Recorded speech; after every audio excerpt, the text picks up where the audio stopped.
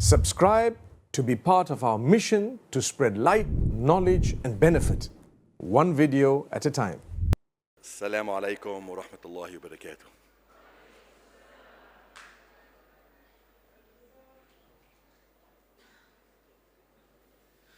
كلا إذا بلغت التراقي وقيل من راق وظن أنه الفراق والتفت الساق بالساق إلى ربك يومئذ المساق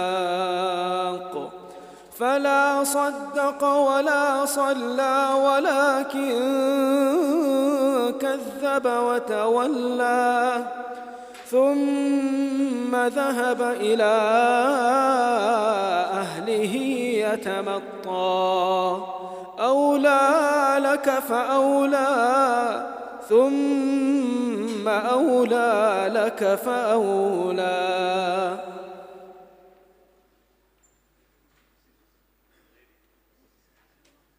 Bismillah ar-Rahman ar-Rahim. First of all, Jazakallah khair for everybody being here. Today will not be just a talk. Today will be a lesson that we will never forget.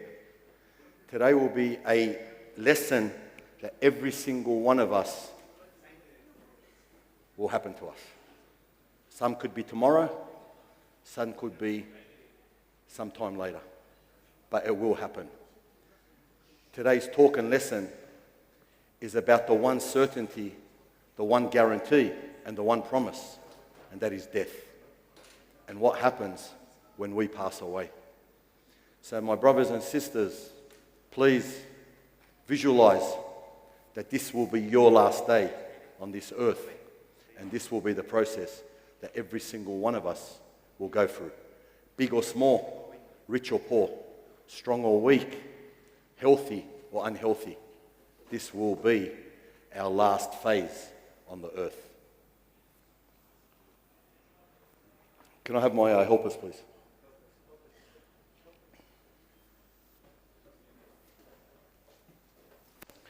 Inshallah, we're going to demonstrate a shrouding process, inshallah. And as you can see, many of us came here today. We opened our wardrobes and we're choosing what clothes we were going to wear, how we were going to match our outfits, and what design or whatever label we were going to choose to come to this event. But one certainty is, on your last day on earth, you will not choose your last clothing. It will look like this.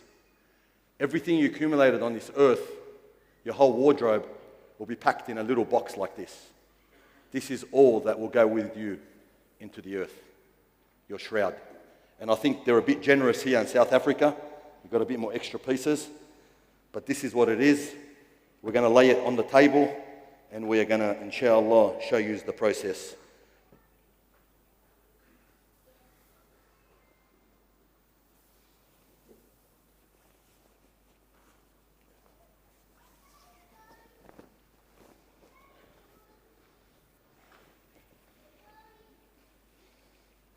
It's a very generous shroud.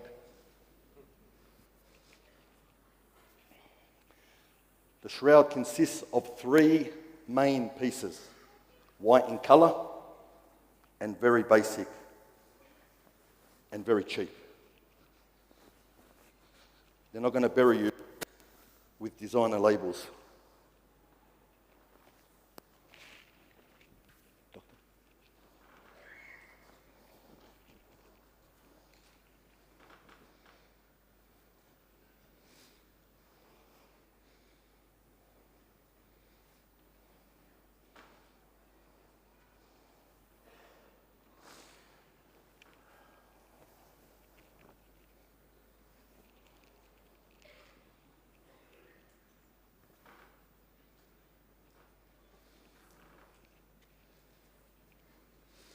As you can see, this is the shirt, and all of us put our shirts on ourselves, but here, the headpiece has to be cut so your head can fit through it, and they are the straps. All right, hold those. First of all, Jazakallah khair for the doctor for volunteering to be the man that's being washed. Lay on the table. Now, brothers and sisters, I'll tell you one thing. The washing table, the shrouding table, and the shroud does not care who you are, what your status is, what your title is. Whether you're a doctor, whether you have a VIP band, it doesn't matter. All it cares about is to serve its purpose. Wash, shroud, and move on. Next, as they say. The deceased is brought in. He's brought in usually with some sort of clothing on. And as you can see here, our brother still has his clothing on. They will remain on, because this is only for demonstration. But we will take the shoes off. And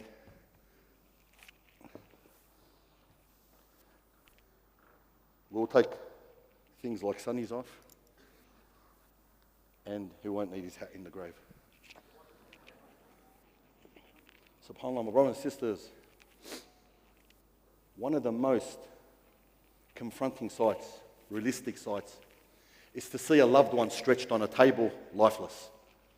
Someone who you spent a lot of time with, someone who you ate with, you loved, you shared experiences with, to lay on a table, lifeless, is one of the most confronting things you'll ever go through in life. So prepare for it, because it's going to happen. Whether it's you, one of your loved ones, you will be one day, and you will remember this. You'll say, this guy came and told us about this process. Have to deal with this situation. Now, my brother and sister, subhanAllah, once the body is washed, and the washing process, we're not going to really go through it, but the washing process is a dignified process to purify the body. And when the washing process happens, it's usually done with very minimal people in the room. Just like if you were going to have a shower, you would not want anyone in there. Only the closest people would be in there to assist. And sometimes, I'm sorry to say, there's nobody in the room because there's nobody to help. We have a lot of unknowns in this world. We have a lot of people that go through this world and die alone and live alone.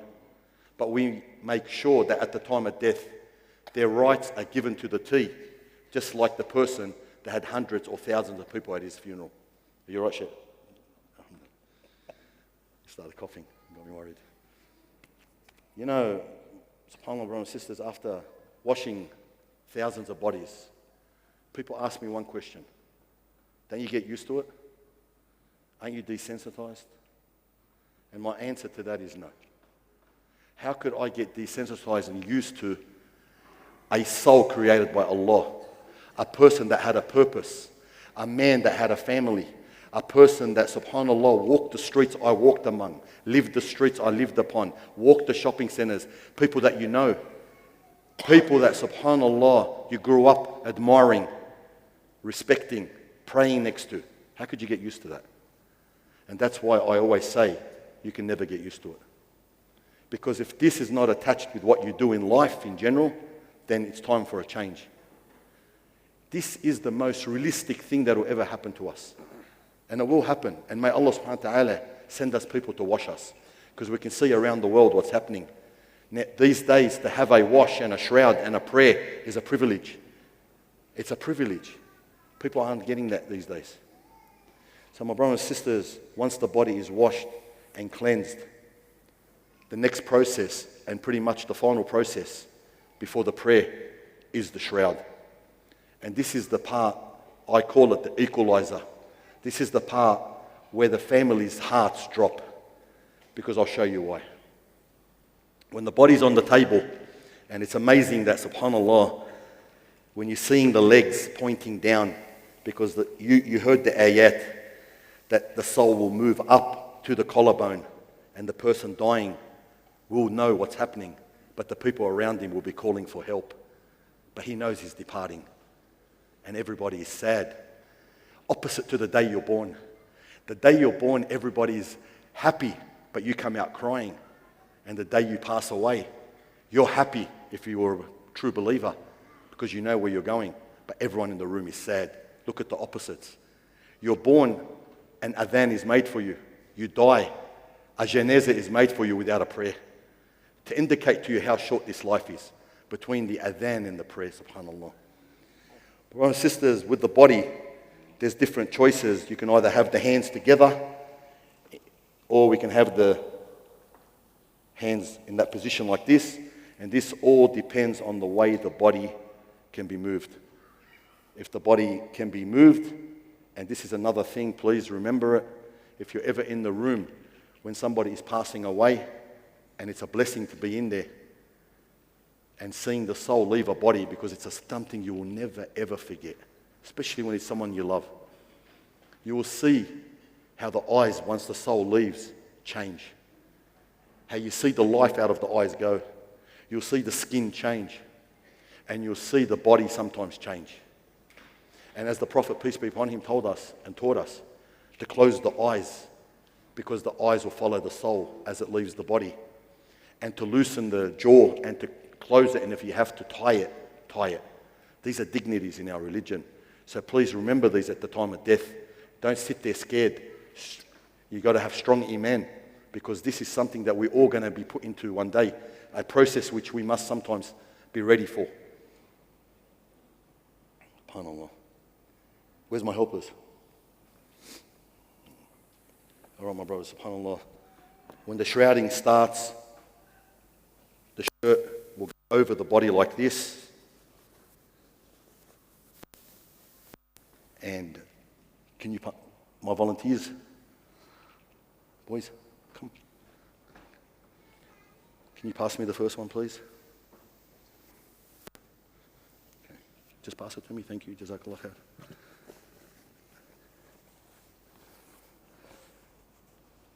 And at this stage here, the face is not covered. And the next piece is put over, just like this.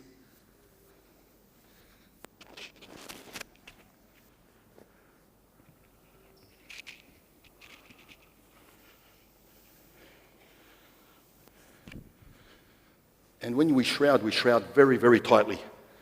In this case, we have a live person, and we won't do that. Sometimes it can work opposite. We almost got him suffocated. And then the last piece goes over. All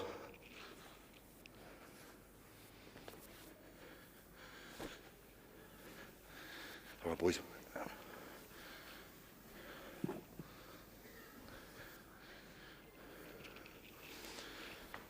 SubhanAllah, my brothers and sisters, this is a scene that when you see it, you'll never forget it.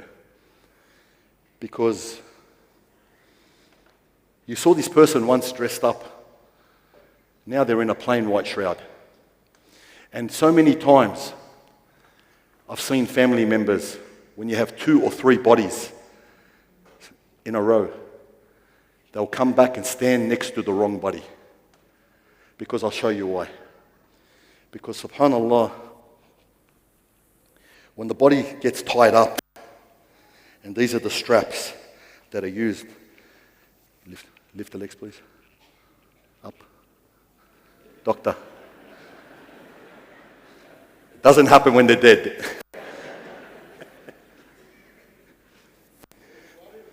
The shoulders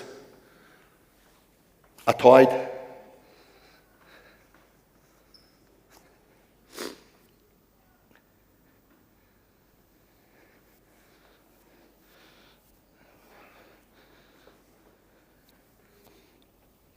The knees are tied. And in this case, they've given me one short strap. So we're just going to tie the legs.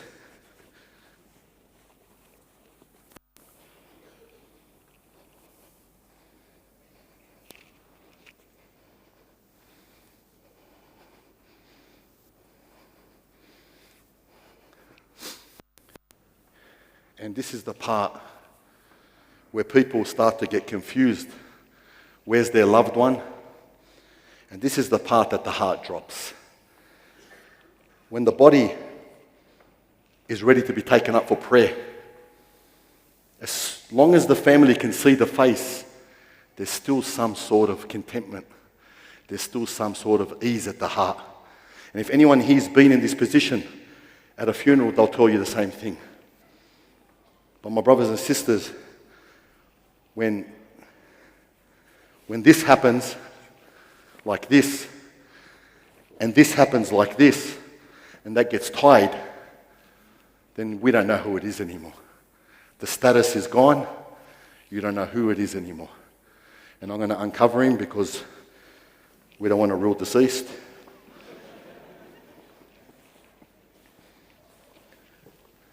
Lift your head, Jeff. All right. SubhanAllah, my brothers and sisters, wallah. I know that this is a demonstration. But in reality, it's a demonstration right now. But with death, it can come at us at any time. And it's promised, it's certain. Today you could be watching this. Tomorrow you could be really attending a real one of these. And just remember one thing, that when you're in this position, there's no pockets. There's no pockets on the shroud. There's no designer label. There's no nothing. It's a plain white cloth to indicate to the people watching, like us, that you will go with nothing but your deeds and actions. Because when we carry this deceased in the coffin to the burial ground and we lower him in the grave and we put him on the right side of his shoulder, and mashallah, the doctor here, the surgeon, he did an 18-kilometer run this morning. He did a 127-kilometer bike ride yesterday. Will mean nothing. Will mean nothing. Because yesterday was yesterday. But today is today. Today is the reality. Today you will only go with your actions and deeds, good or bad. Because as the Prophet, peace be upon him, told us and taught us, 3 things will accompany every single deceased: his family, his wealth, and his actions. 2 will return. And we know that, we see the Lamborghinis come to the Ferraris, the wealth comes to the cemetery. We see the family come to the cemetery. We will see those cars leave and probably get parked in different garages the next day. And the family, I'll tell you one thing right now. As much as they love you, as much as they scream and yell at the grave, I've had to hold people back from jumping in the grave. But they're not going to jump in. They're not going to jump in. As much as they scream and yell and miss you, I'll tell you something. When that sun starts to go down, they will be the last footsteps that leave the cemetery. And you will hear them, as the promise of the Prophet told us. You will hear every single footstep leave, indicating to us that we are now truly alone in that grave. No father, no mother, no wife, no child, no kawi, no gangster, no nothing. Just you and your actions. Now ask yourself, if you were to meet the angel of death today, are those actions worthy to light up your grave? Are those actions ready to open up a window of paradise? Every single time I leave a funeral, I ask myself, and I'm usually the last one to leave, did he pass the questions of the grave? Because the Prophet told us, once you bury a deceased, make dua for them, for tathbit, for steadfastness, for they are being asked the questions. We need steadfastness in the world because we're alive, but we also need steadfastness in the grave. Are we going to have that? Are we going to answer from our heart? Because this is not going to answer. This is not going to answer. Because I'll get you now non-believers that can answer the questions of the grave. But will we answer it? Will our hearts answer the way we lived the answers to Munkar and Nakir? Because wallah, my brothers and sisters, it's horrific to think about, and it's reality. Go to the cemetery. Go to the cemetery and read the names and look at the ages of those headstones. Some didn't make it to 1 year old, and some made it to 100 years old. And what does that tell you? It tells you one thing, that we're all going to die. And if you were to ask those deceased, how long have you been in here? They'll say a day or part of a day. And if you ask them, what would you want now if you could come back? I promise you they will not tell you, I want to finish my diploma. I want to finish building that house. I want to invest in more stocks. They'll tell you, I want to do good. I want to worship Allah again. I want to pray to the God. I want to give sadaqah. That's what they'll say. So why aren't we doing it now? Why aren't we doing it now when we're alive? We procrastinate because we think that we have so much more time. Subhanallah, al-hakum al-takathur. We all compete in this world until we visit the cemetery. There's no competition at the cemetery. I've never seen an ATM machine in the cemetery. There's no economics in the cemetery. The cemetery is one place that reality is. It's the most realistic place you can go. Why? Because they're the living, we're the dead. Because that's where we're all going. You know, when you visit the ones in the cemetery, I say to myself, I come back and I find them friends because they remind me of Allah.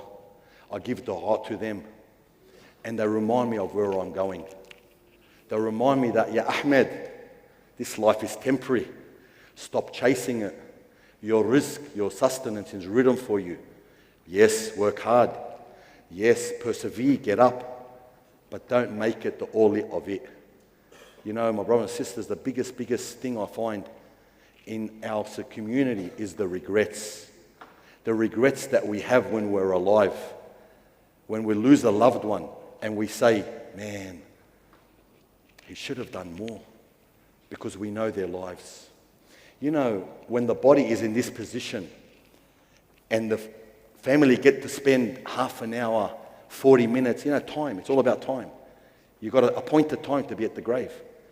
And the family stand around the deceased like this. Or the friends come and this is what they do. They walk past like this. Some will walk close, some will walk far. But they all walk like this and they'll look at you and keep walking. I'm going to tell you one thing.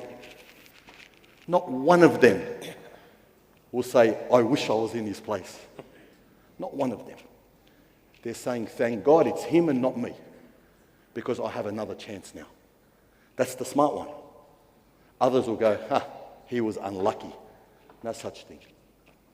No such thing as luck in our religion. There's no such thing as in the wrong place at the wrong time. He was in the right place at the right time because Allah subhanahu wa ta'ala decreed that for you. So my brothers and sisters, be very, very careful of what your last actions are. And ask yourself, if I was to meet my Creator today, are those actions worthy to be presented to my Lord? May Allah bless you and reward you. We're out of time. I'm going to let the doctor loose. Not many people get let loose like this. But he's coming back. And inshallah, I wanted to ask you one question. When I closed that cover on you, honestly, when I closed it for that 1 minute, it wasn't even a minute, what was your feeling like? It actually brought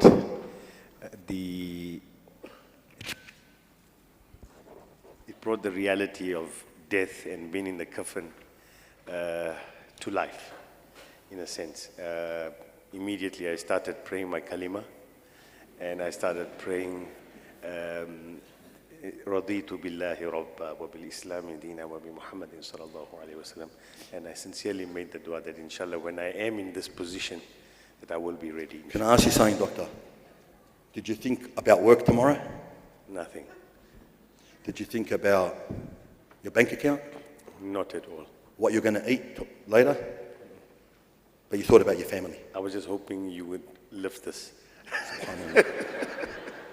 Wallah, you know, he speaks words that I hear from nearly every single person.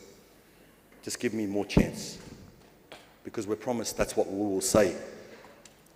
Irji'uni, bring me back so I can do salih. Right now we have the opportunity to do salih. So my brothers and sisters, remember, this is not for fun. 2 billion Muslims in 100 years will be exchanged for Allah alam how many more Muslims. But we will not be here.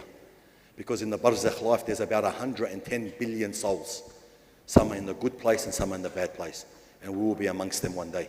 So prepare for that day. Assalamu alaikum wa rahmatullahi wa barakatuh. If you're benefiting from this content, support Eman Legacy with a donation and help us continue creating more impactful productions, inshallah.